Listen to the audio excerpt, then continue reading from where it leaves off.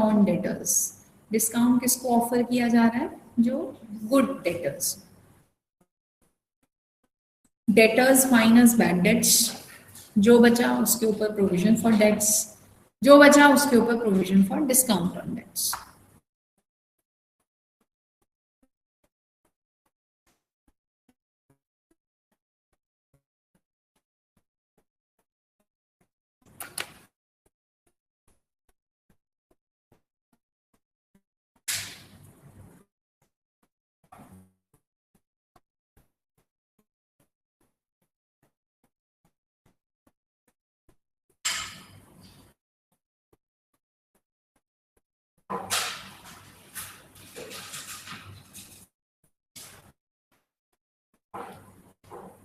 Bad debts, debtors में से bad debts minus provision for doubtful debts minus, जो बचा उसके ऊपर provision for discount on debts minus, and all these three are minus and hence they all are adding our debit side expenses, increasing my losses.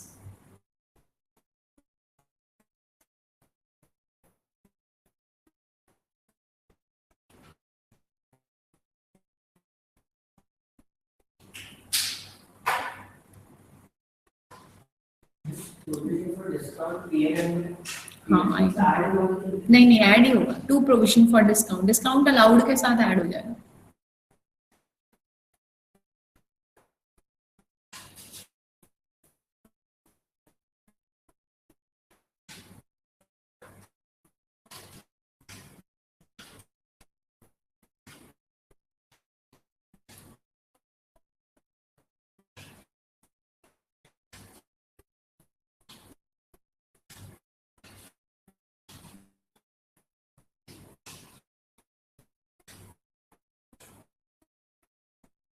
Done.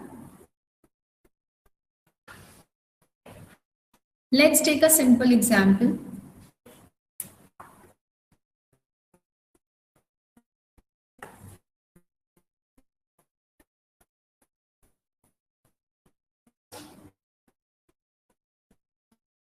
Trial balance में debtors दिए हैं, bad debts दिए हैं। कहाँ आते हैं debtors? फिर से वही स्टोरी, पहले वाली स्टोरी तो सेम ही रहने वाली है। Balance sheet, P&L, debtors 5 lakh और बैड डेट्स 2 बैड डेट्स 30,000। सबसे पहले सबसे बुरे लोग कौन है? Further bad debts 50,000 minus bad debts 50,000, उससे क्या हो जाएंगे? मेरे एक्सपेंस बढ़ जाएंगे। Further bad debts 50,000। Create provision for discount on debts at the rate of 5%, create provision on doubtful debts at the rate of 10%। तो पहले डिस्काउंट लगेगा या पहले डाउटफुल लगेगा? परफेक्ट, पहले डाउटफुल लगेगा। तो 5 लाख में से 50,000 गया, 4,50,000, 4,50,000 पे 10%, 45, फिर से प्रोविजन 45। क्या ऑलरेडी प्रोविजन बना के रखा था? यस, ऑलरेडी प्रोविजन था। कितना? 15,000 माइनस 1,10,000, ये क्लोज हो गया। This is closed. बट हमने देखा वो लोग तो अच्छे लोगों को डिस्काउंट देने के लिए रेडी हैं, तो माइनस 5% प्रोविजन, माइनस 5% प्रोविजन कितना होता है? 5% 250 2250 करेक्ट ना? 40,500 का 500 का आधा 250 और 40 का आधा 20, सही है।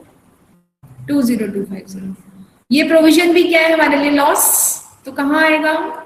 To provision for discount on debtors 20,250। अभी अच्छे डेटर्स बचे हैं 384,750। देख रहे हो कितनी लेंदी एडजस्टमेंट्स हैं। ये जो डेटर है ना, ये डेटर की कहानी थोड़ी अलग है। ये डेटर हमेशा करेक्टेड डेटर होगा। अगर रेक्टिफिकेशन की जरूरत है तो पहले रेक्टिफिकेशन करो और इस डेटर को पहले करेक्ट करो। अगर डेटर गलत है तो पूरा क्वेश्चन गलत है। ये डेटर में भी करेक्शन आ सकती है। कैसे करेक्शन? कोई सेल बुक नहीं हुई, सेल बुक करोगे तो डेटर ऐड हो जाएंगे। कोई बिल था वो डिसऑनर हो गया, विल डू दिस। हाँ, सारी कॉम्प्लेक्स एंट्रीज मैं यही करवाने वाली हूँ, क्योंकि ये हो सकता है कि एक क्वेश्चन करने में वी मे टेक 45-50 मिनट्स, तो बोर मत हो जाना। क्वेश्चन पेपर में in the question you will not find all the complicated adjustments coming together, but जितनी भी एंट्रीज मैं आपको करवाऊंगी वो उनमें से पक्का 1 से 2 फिट होंगी ही होंगी। बाकी ये छोटी मोटी तो चलती रहती है, आउटस्टैंडिंग, प्रीपेड, ये तो रेगुलर आइटम है हमारे लिए। वो तो ठीक है, वो चल जाएगा। We need to work on a advance problem कि फाइनल अकाउंट्स में आपके फुल मार्क्स आने चाहिए। ठीक है, समझ में आया यहाँ तक? पक्का आगे बढ़ू? You want to write this? लिखना है सबके। आई होप सबके नोट्स अच्छे बन रहे होंगे। मैं बीच में कभी भी सरप्राइज चेक कर लूंगी। हाँ, डन, यहाँ तक क्लियर हुआ? हाँ, वे ये नहीं चलेंगे, ये कश्यप के लिए था। ओके, देन कम्स द, अच्छा चलो मुझे एक एग्जाम्पल करके दे दो, फिर मेरे को अच्छा लगेगा। करो जरा ये वाला एग्जाम्पल करो। हमारे ट्रायल बैलेंस में डेटर्स दिए हुए हैं 5 लाख के, बैड डेट्स दिए हुए हैं 20,000 के। Anamika, do you have specs? आप स्पेक्स पहनते हो? आप पहनते हो या मतलब आज लेके नहीं आए? हाँ तो लेके आना, बिकॉज आपकी आईज पे बहुत स्ट्रेन पड़ रहा है। Debtors 5 lakh, bad debts 20,000, RDD 5,000। RDD मतलब provision for doubtful dates.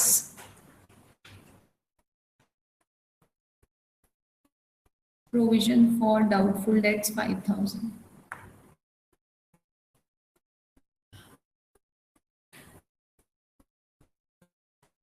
Further bad debts is 10,000.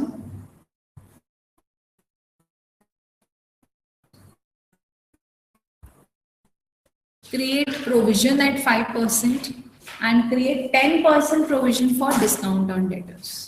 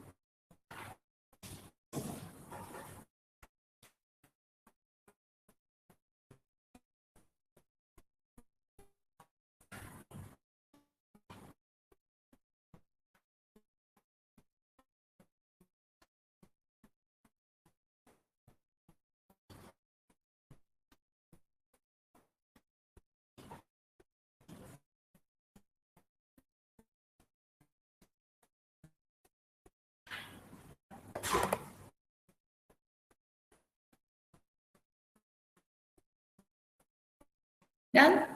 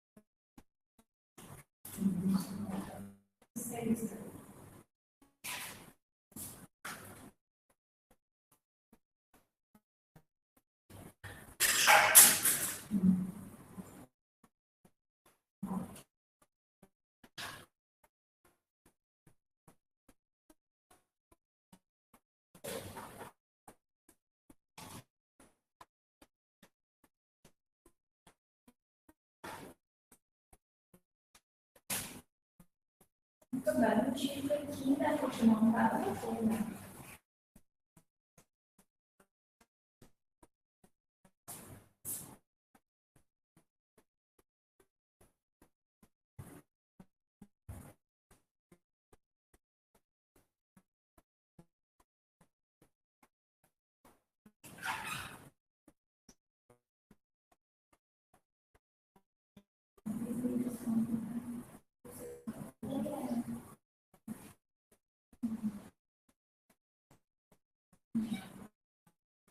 ये सारे नहीं है ये हम क्या करेंगे ऑर्डर लाइन इसे हम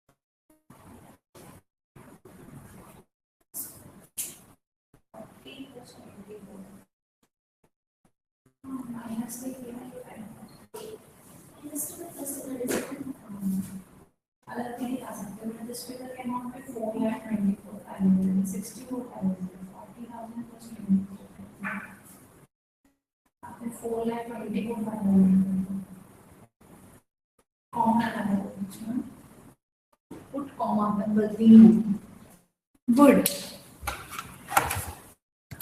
ऐसे ही हमारा क्या आता है provision for discount on creditors debtors पर डिस्काउंट हमारे लिए लॉस है अगर क्रेडिटर्स हमें डिस्काउंट दे रहे हैं तो गेन है it is a discount received तो अगर provision for discount on creditors है तो क्रेडिटर्स में से provision minus and that discount is a gain for अस तो P&L में कौन सी साइड जाएगा credit side by provision for discount on creditors clear हुआ यहाँ तक पक्का ये बहुत एडजस्टमेंट सिंपल है लिख लो फटाफट से adjustment number 10 provision for discount on creditors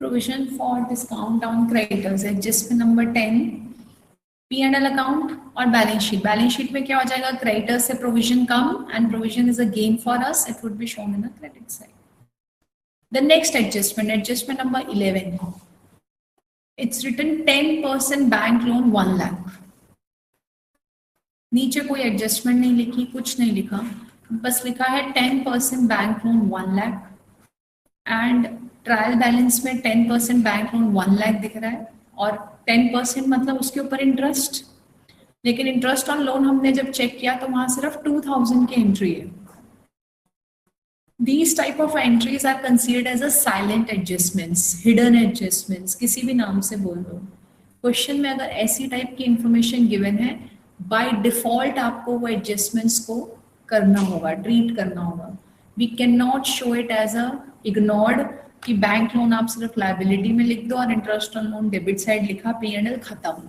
answer is no we have to see on 1 lakh 10% bank loan के हिसाब से इंटरेस्ट कितना बनता था 10,000 बट यहाँ पे कितना दिख रहा है 2,000 इसका मतलब 8,000 क्या है आउटस्टैंडिंग इंटरेस्ट ऑन लोन तो जो आपकी आउटस्टैंडिंग की जो फिगर है जो एडजस्टमेंट थी हमारी फर्स्ट सेकेंड एडजस्टमेंट जब हमने आउटस्टैंडिंग की गई थी, ऐसा हो सकता है कि वो एडजस्टमेंट यहाँ छुपी हुई हो.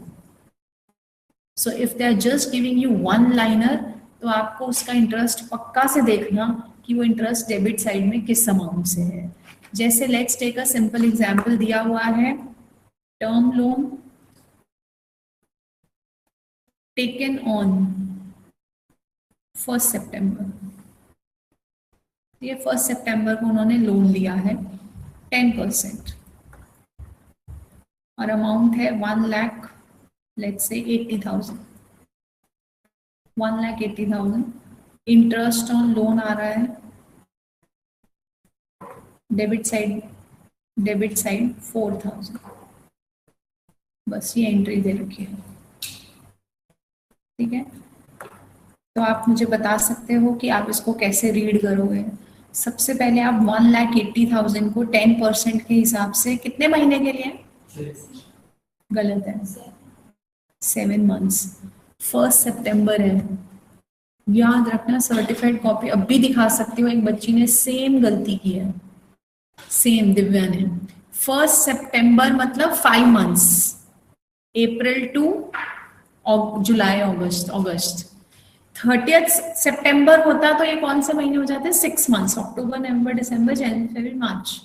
If they have taken a loan on 1 सितंबर तो सितंबर मंथ भी आ गया ना पूरा. तो सितंबर अक्टूबर नवंबर दिसंबर जनवरी फरवरी मार्च, 7 मंथ्स नॉट 6 मंथ्स. ठीक है, ऐसी एंट्रीज जब करते हो तो दुख होता है that you know the concept, but वो हमें आदत होती है ना 30 सितंबर देखने की, राइट. तो 6 months is only 30th September. 1st October is 30th September. 31st October is not 6 months. 31st October is how many months? 5 months. November December. November से स्टार्ट होगी कहानी. समझ में आया. तो यहाँ पर मेरा अगर इंटरेस्ट चेक करो तो कितना होना चाहिए, 1,80,000 इंटू 10% इंटू 7 months, तो कितना आता है 10,500. अपने बुक्स में कितना इंटरेस्ट बुक हुआ है 4,000, तो 6,500 क्या है आउटस्टैंडिंग इंटरेस्ट. इसके ऊपर आउटस्टैंडिंग एक्सपेंस का एप्लीकेबिलिटी आ जाएगा. और आउटस्टैंडिंग को क्या करते हो, add and it becomes a liability. यहाँ पे यही किया हुआ है. 2,000 plus 8,000 is outstanding, 10,000, 8,000 is liability, it becomes outstanding. This is always, such kind of entries are always hidden. They will never give you the information down. ठीक है, लिखो adjustment number 11, hidden adjustment of bank loan.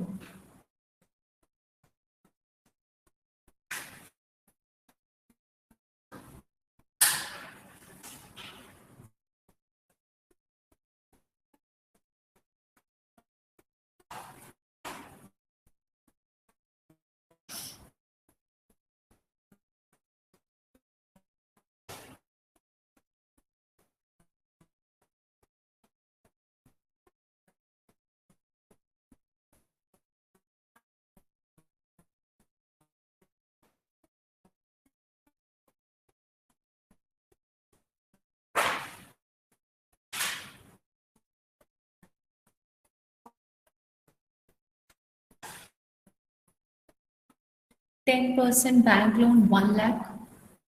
मैंने specifically red mark से लिखा है, hidden adjustment calculated on the basis of information given in trial balance. Always calculate interest on loan as per rate of interest given. हमेशा interest का amount आपको निकालना पड़ेगा, don't miss it.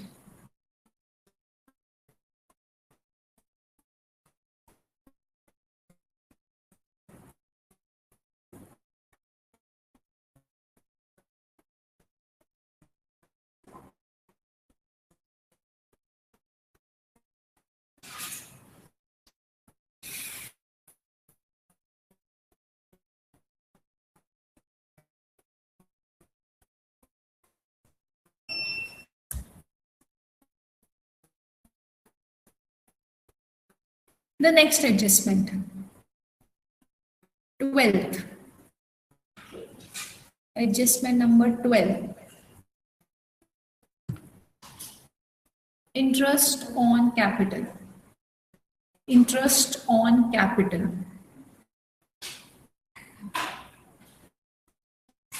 Now, when the businessman or an individual, when the owner introduce the money in the business, what entry we pass? What entry we pass when we introduce the money in the business? Bank to capital, cash to capital. तो हम बोलते हैं हमारे capital बढ़ जाता है और bank में पैसा आ जाता है. Capital is the money which the owner has invested in the business. And as per our accounting concept, हम बोलते हैं ओनर और बिजनेस क्या है? अलग अलग है, सेपरेट लीगल एंटिटी. अकाउंट्स के अंदर बिजनेस और ओनर दोनों क्या माने जाते हैं? अलग अलग माने जाते हैं. दोनों की आइडेंटिटी अलग अलग है. बिजनेस जो कमा रहा है वो ओनर नहीं कमा रहा, वो बिजनेस कमा रहा है. इसीलिए जब ओनर अपने कंपनी से, अपने बिजनेस में से कोई भी चीज पर्सनल लेवल पे निकाल के जाता है तो हम उसको ड्रॉइंग्स बोल देते हैं कि भाई तुम हमारे बिजनेस में से सामान लेके गए, पैसा लेके गए. So in that case when we talk about the capital which is invested in the business is actually the money which is given by the owner to the business. अब वो बिजनेस से क्या मांग सकता है? उसके बदले में मुझे क्या चाहिए? इंटरेस्ट चाहिए. मैंने तुम्हारे बिजनेस में पैसा लगाया, मुझे तुम्हारे बिजनेस से क्या चाहिए? इंटरेस्ट चाहिए. तो बिजनेस के लिए वो इंटरेस्ट क्या हो जाता है? खर्चा. और ओनर के लिए वो क्या हो जाएगी? Income, profit. उसके लिए अर्निंग हो गई. वो कहता है कि ये पैसा अगर मैं बिजनेस में ना लगा के किसी बैंक में डिपॉजिट भी करता तो भी मुझे इंटरेस्ट तो आता ना. तो वो बिजनेस से क्या डिमांड कर रहा है? मुझे इस कैपिटल के अगेंस्ट क्या चाहिए? इंटरेस्ट चाहिए. तो interest on capital for the firm is expense and for the owner is income. तो interest on capital is firm is expense. Expense कौन सी साइड आता है? डेबिट. और interest on capital is income for the owner. Owner की क्या है? Capital. उतने से कैपिटल बढ़ जाएगी. लॉजिक समझ में आया? तो जब हम लोग कैपिटल के ऊपर इंटरेस्ट करते हैं, हम कहते हैं मैम इसको आपने ऐड क्यों किया? क्योंकि ये कैपिटल ओनर की है. ओनर का पैसा बढ़ रहा है या कम हो रहा है, हम वहां पे उसका सब लेखा जोखा लिख रहे हैं. All accounting in respect to that owner is happening in the capital account. And that is why interest on capital is an expense for the firm, P&L, and income for the owner. That is the logic. Okay? So adjustment number 12 is specifically I've written it here. It's an expense for business and owner के लिए income. So to interest on capital and capital plus interest on capital.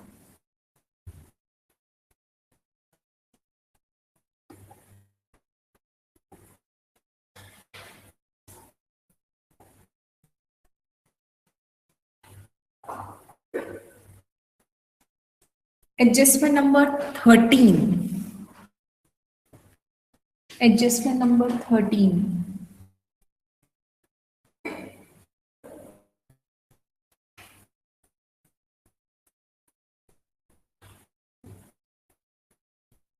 Adjustment number 13. Interest on drawings. जब owner ने capital invest किया था तो उसने business से क्या मांगा था? इंटरेस्ट. और बिजनेस ने उसको अच्छे बच्चे की तरीके से इंटरेस्ट दिया भी, इसलिए उसका कैपिटल बैलेंस बढ़ गया. बिजनेस बोलता है अगर तुम मेरे बिजनेस से पैसा पर्सनल यूज के लिए निकालोगे तो तुम्हें क्या देना पड़ेगा? इंटरेस्ट देना पड़ेगा. गिव एंड टेक ना. If owner is investing the money, he is demanding interest, business is paying.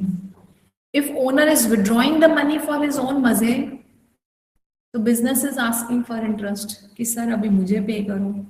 तो बिजनेस के लिए इंटरेस्ट ऑन ड्रॉइंग्स क्या हो जाएगा? इनकम. और ओनर के लिए क्या हो जाएगा? एक्सपेंस. तो कैपिटल में से माइनस. दोनों वाइस वर्सा चलते हैं. अब पॉइंट ये है कि ये इंटरेस्ट ऑन ड्रॉइंग्स का एक लॉजिक है. मैंने यहाँ लिखा है interest will be always calculated on average basis in every adjustment. Her adjustment में हम रेट को एवरेज करते हैं. ये आपने फाइनल अकाउंट्स में SYJC में भी पढ़ा होगा कि आप जब भी इंटरेस्ट ऑन ड्रॉइंग्स पढ़ते हो तो आप उसको 6/12 कर देते हो. मायरा के अलावा कोई और मुझे उसका रीजन दे सकता है? हम उसको एवरेज क्यों करते हैं 6/12? हम याद है इंटरेस्ट ऑन ड्रॉइंग जब भी आप रेट लगाते हो 10%, उसको हम बाय डिफॉल्ट बोलते हैं हमेशा 6/12 करना. Anyone who can tell me why we do it 6/12? Why we take it average? Half? नहीं, ऐसा कोई लॉजिक नहीं है. मैंने एक्चुअली इसका आंसर लिखा हुआ है, ऊपर ही लिखा हुआ है. हाँ, 6 मंथ्स के लिए क्यों लेते हैं उसको एवरेज क्यों करते हैं?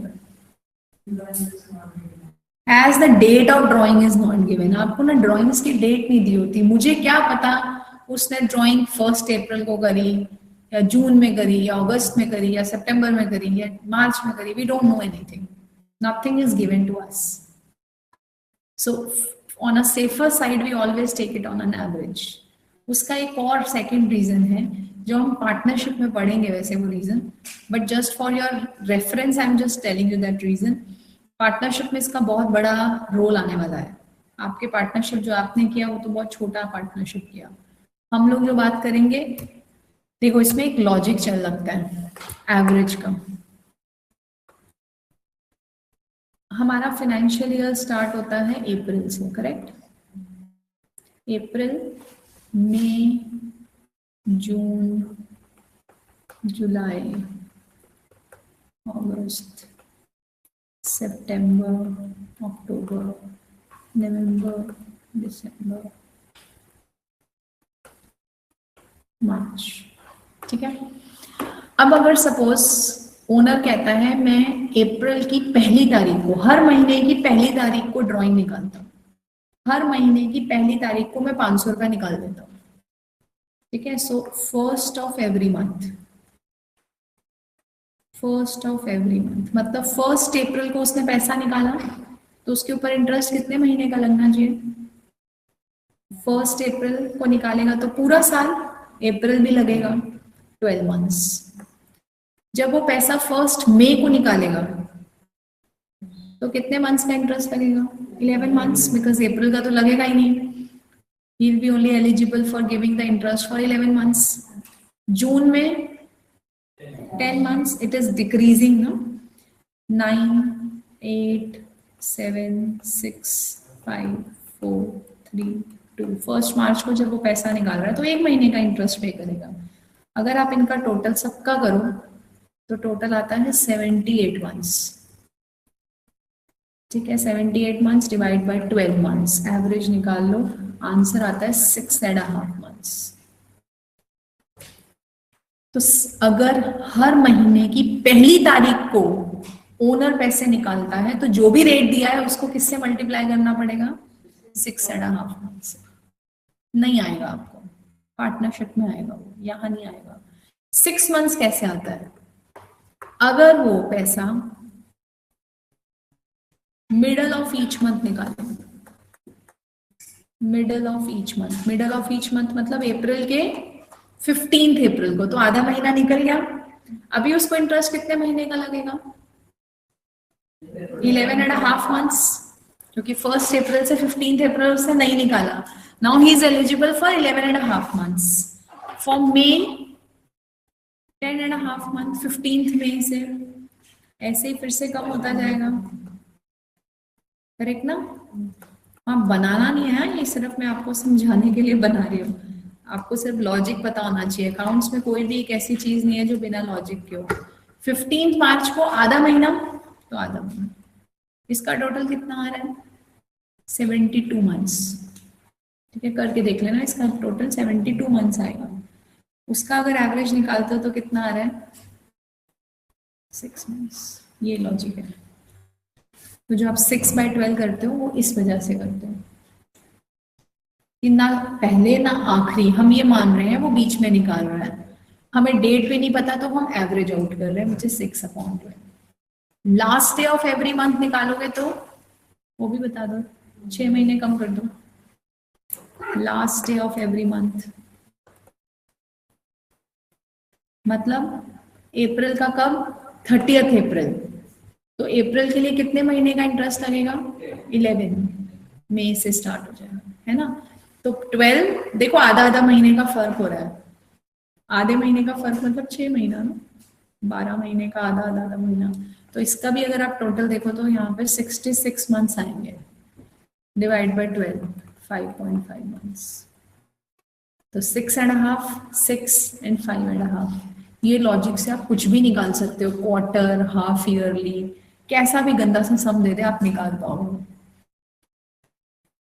वो हम करेंगे, वो सब हम डिटेल्स में बात करेंगे, बट अभी के लिए इंटरेस्ट ऑन ड्राइंग्स एवरेज इस वजह से लिया जाता है, one reason the date of drawing is not given, and the second reason शायद वो हर साल हर महीने equal amount mid of the month में निकाले, which is on a safer side, ना इधर का ना उधर का, बीच का। इसीलिए हमेशा हम interest on drawings by default question में कभी गिवन नहीं होगी, जो भी रेट दिया जाएगा उसको 6/12 से ही मल्टीप्लाई करना ही है, ठीक है। So interest on drawings is an income for the business by interest on drawing, and for the owner it is a expense, तो minus. This is adjustment number 13, अभी लिखो।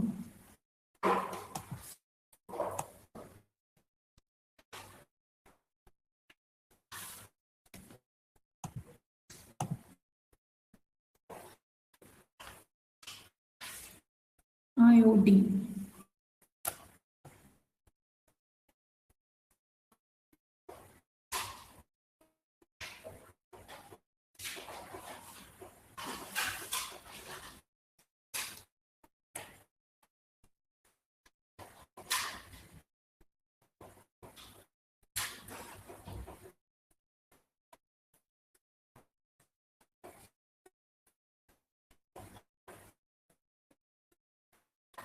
डन, नेक्स्ट पढ़ो। कमिंग ऑन एडजस्टमेंट नंबर 14, ये जो प्यारी प्यारी adjustments है, इसका सिर्फ एक ही लॉजिक है।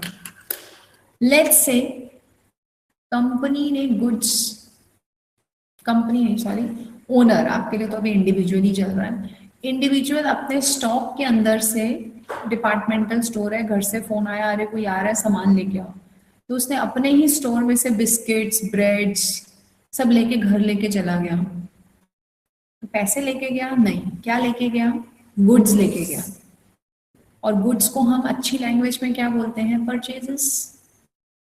या तो वो गुड्स बिकते हैं या वो गुड्स वो अपने यूज के लिए लेके जा रहा है, अगर वो गुड्स बिकते हैं तो उनको सेल्स बोलते हैं, अगर वो गुड्स अपने लिए लेके जा रहा है तो उसको क्या बोलते हैं, ड्रॉइंग्स। तो परचेजेस में से अगर मेरे गुड्स मैं पर्सनल यूज के लिए लेके जा रही हूँ तो वो क्या है, ड्रॉइंग्स, और परचेजेस से क्या हो जाएंगे, माइनस, स्टॉक कम हो जाएगा तो परचेजेस कम हो जाएंगे। अगर आपके पास जगह नहीं है या आप भूल चुके हो लिखना, आपने एडजस्टमेंट बाद में पढ़ा और अभी परचेजेस में से माइनस नहीं कर सकते हो, तो nothing to worry, minus drawings की जगह क्या मैंने अभी बताया था, माइनस की जगह क्या लिख सकते हो, क्रेडिट साइड लिख देना, by goods taken by owner. If you have written 2 purchases minus return और आप उसको क्लोज कर चुके हो, जगह नहीं है, तो कोई बात नहीं, उसकी कटिंग मत करना, आप क्रेडिट साइड लिख देना, बाय गुड्स टेकन बाय जो भी नाम है ओनर का, इट्स सेम ओनली, प्रोप्राइटर जो भी नाम है। तो कैपिटल में से क्या होती है ड्राइंग्स, माइनस।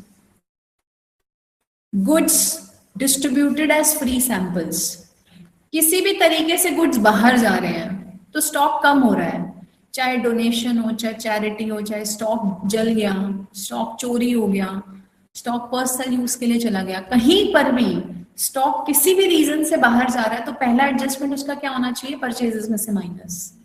तो इसीलिए मैंने ये सारी लाइन में ही लिखी हुई है, क्योंकि सब जगह देखो मैं परचेजेस में माइनस कर रही हूँ, परचेजेस में से ड्रॉइंग्स माइनस, फ्री सैंपल के लिए गया परचेजेस में से फ्री सैंपल माइनस, चैरिटी के लिए गया परचेजेस में से डोनेशन माइनस। अगर आप कर नहीं पाए, जगह नहीं है, तो ये सारी एंट्रीज आप कौन सी साइड लिखोगे, क्रेडिट साइड लिखोगे, by free samples, by donation, goods taken away as donation और चैरिटी। समझ में आया?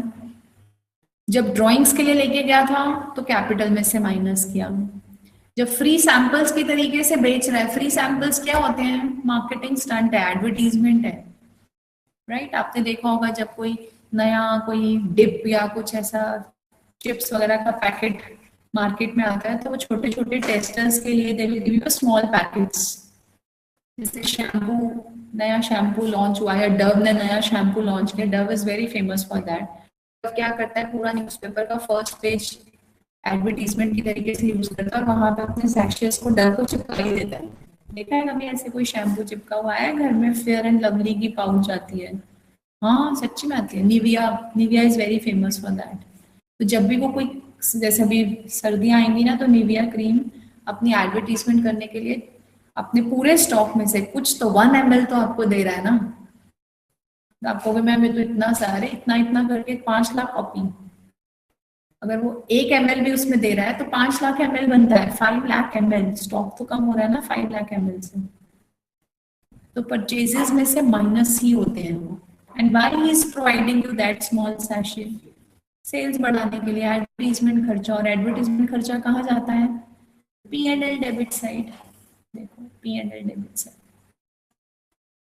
तो अगर वो पर्सनल यूज के लिए यूज कर रहा है तो ड्राइंग्स, अगर वो फ्री सैंपल्स के तरीके से यूज कर रहा है तो advertisement.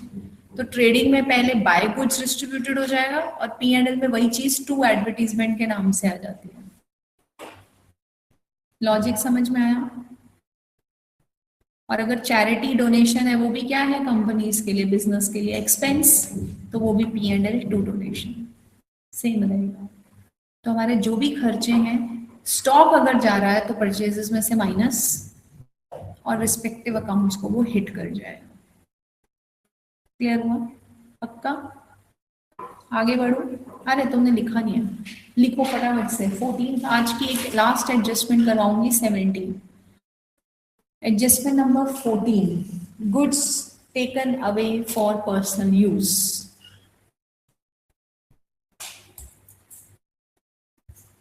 Goods taken away as personal use.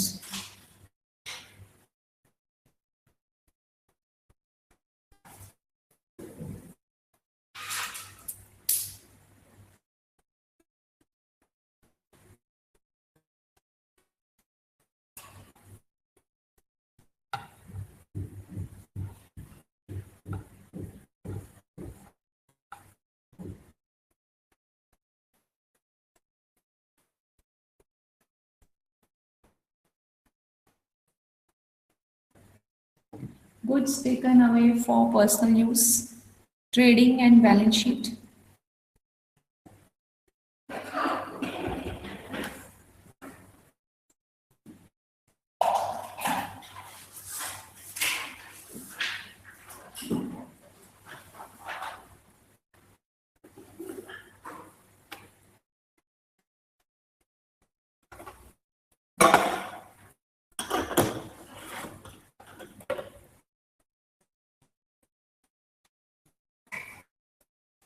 Purchases में से माइनस एंड कैपिटल में से minus. Adjustment number 15, goods distributed as free samples.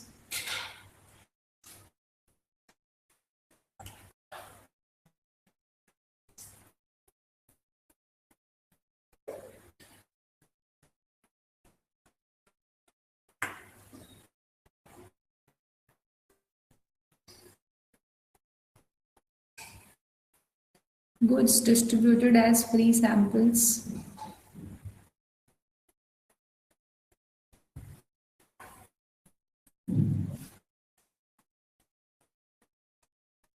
Trading and P&L. Same, free samples purchases में से minus and it is a part of advertisement.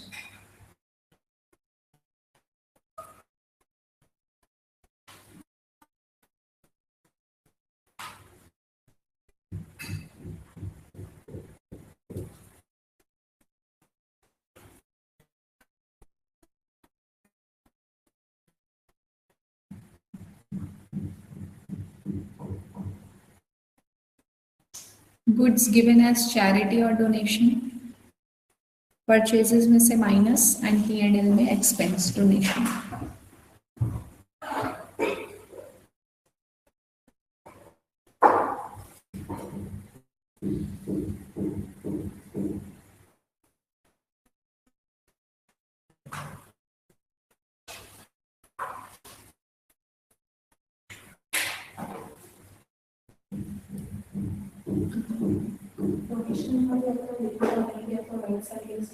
क्या? हाँ हाँ लिख सकते लिख सकते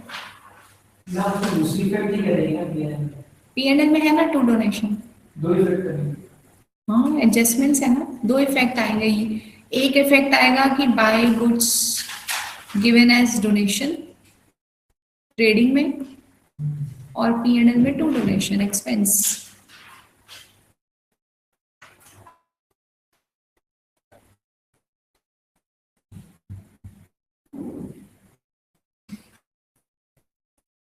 क्लियर हुआ? The last adjustment for today is goods taken away or goods lost by fire or theft. Adjustment number 17, goods lost by fire or theft. देखो, अगर goods lost by theft होंगे तो डोनेशन जैसे ही हुए ना, क्या goods बाहर गए, by goods lost by fire, and goods lost by fire is a dead loss, तो P&L two goods lost by fire. डोनेशन की जगह या एडवर्टीजमेंट की जगह आ जाएगा to goods lost by fire. तो पहला केस यही है, परचेजेस में से माइनस और to loss by fire P&L में आ गया, सिंपल। कौन से गुड्स है ये? या तो आप यहाँ पे परचेजेस में लिखोगे या यहाँ लिख दोगे by goods lost by fire और theft due to any reason. ये तो इजी था, ये रीजन वही है जैसे हम चैरिटी डोनेशन या फ्री सैंपल्स कर रहे हैं।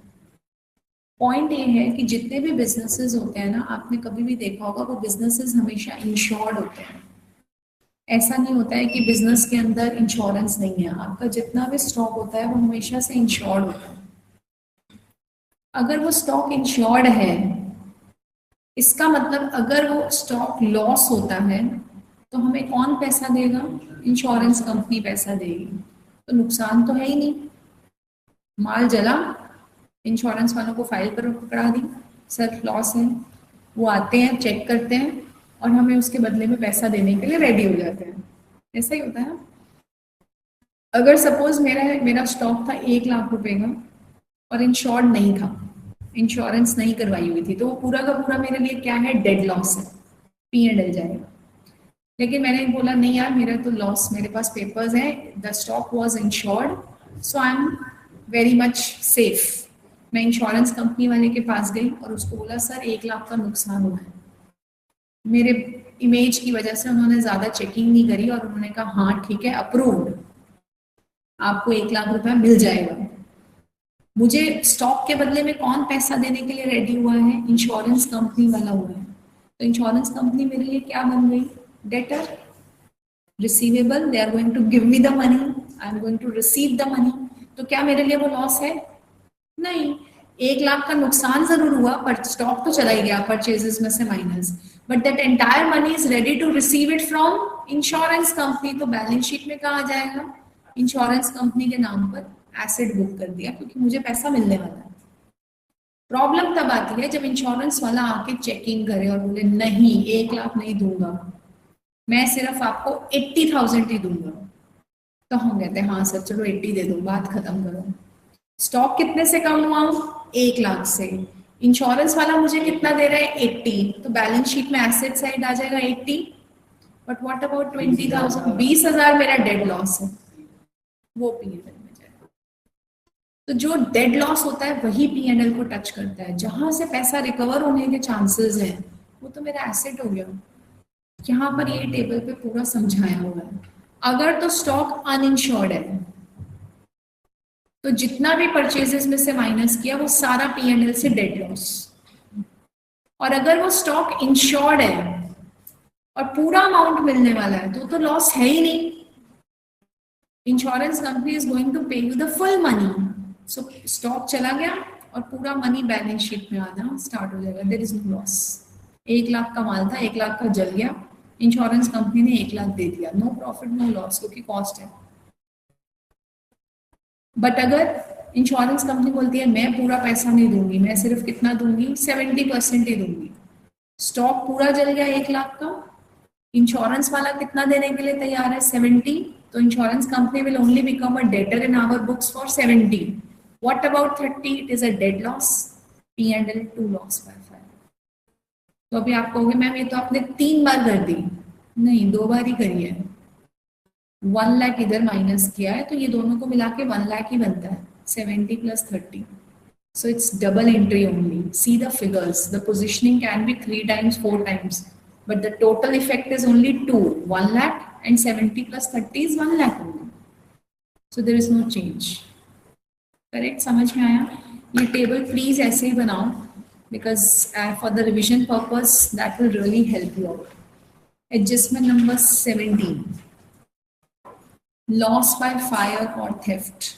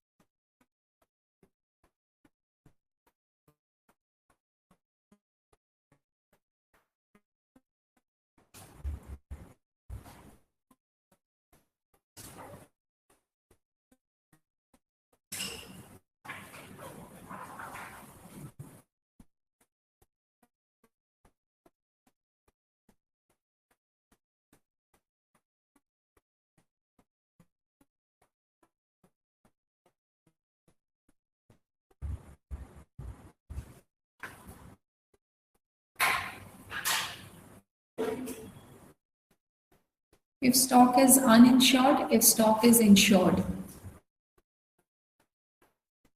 लिखा हुआ है संजना, ये कहाँ है बुक? फिर लेके आनी चाहिए थी। हाँ, लेके आनी चाहिए थी।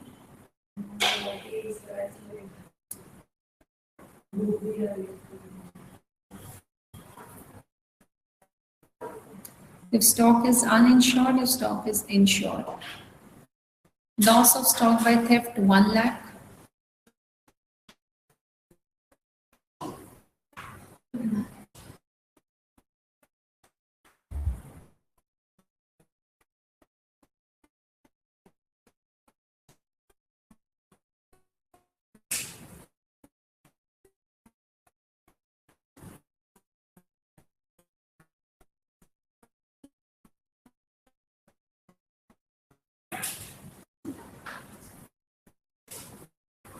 Loss of stock by fire. Take a regular form.